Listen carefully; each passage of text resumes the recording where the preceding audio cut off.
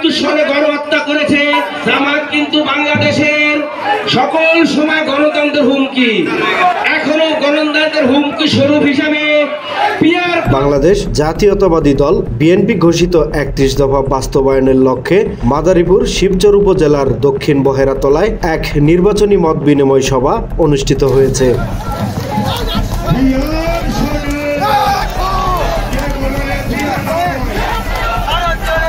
শিবচর থানা বিএনপির আহ্বায়ক শাহাদাত হোসেন খানের সভাপতিত্বে প্রধান অতিথির বক্তব্য রাখেন মাদারীপুর জেলা বিএনপির সাবেক সহ সভাপতি ও ধানের শীষের মনোনয়ন প্রত্যাশী কামাল জামান নুরুদ্দিন মোল্লা। বিশেষ অতিথির বক্তব্য রাখেন শিবচর থানা বিএনপির আহ্বায়ক কমিটির সদস্য শাহজাহান মোল্লা সাজু।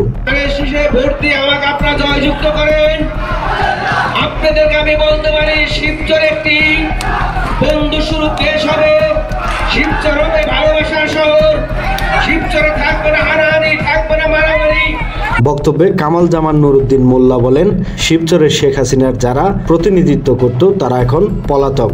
আওয়ামী লীগের আর কোনো নেতা বাংলাদেশে ফিরে আসতে পারবে না, তাদের জন্য এই দেশের মাটিতে কোনো ঠাঁই নেই। দীর্ঘদিন ধরে তারা নানা অপকর্ম ও দুর্নীতি চালিয়ে গেছে, এখন জনগণ তাদের আর ক্ষমা করবে না। আমি আপনাদেরকে ওয়াদা দিব, আমার ওয়াদা থাকবে, আপনাদের কাজগুলো করে দেব, আপনাদের ওয়াদা বাস্তবায়ন করব, এটাই তো আমার কাজ থাকি।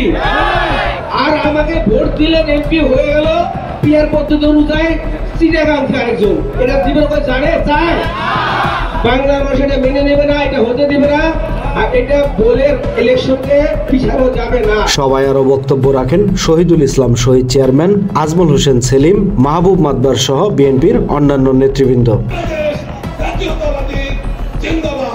এ সময় নেতারা ঐক্যবদ্ধভাবে 11 দফা কর্মসূচি বাস্তবায়নের প্রতিশ্রুতি ব্যক্ত করেন এবং আগামীর আন্দোলনে সক্রিয় ভূমিকা পালনেরও অঙ্গীকার করেন।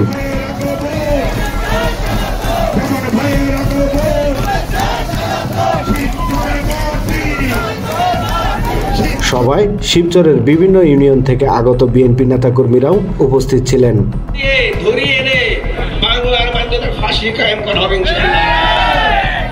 তিনি হাজারো ছাত্র ভাইকে গুম করে বাংলাদেশ থেকে পালিয়েছেন।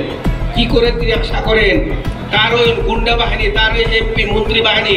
নিউজ ডেস্ক, সময়ের কলম।